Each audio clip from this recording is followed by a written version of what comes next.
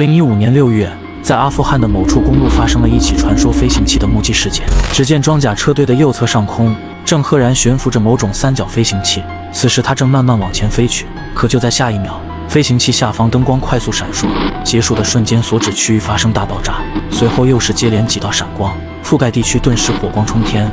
爆炸所掀起的巨大尘埃将它淹没，而随着一切尘埃落定，解除危险后，它便迅速驶离了现场。在韩国的某处河道，多名游客在游轮上拍摄到一个长条物体在河面上游动，它的背部貌似长有许多暗黄色鼓状凸起，而其游动的姿势很像是某种蛇类。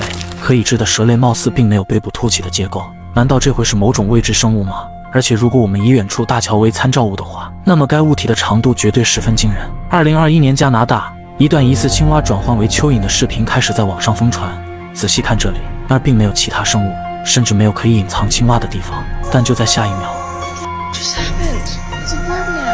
青蛙就好似发生了某种可怖转变，成为了一只蚯蚓。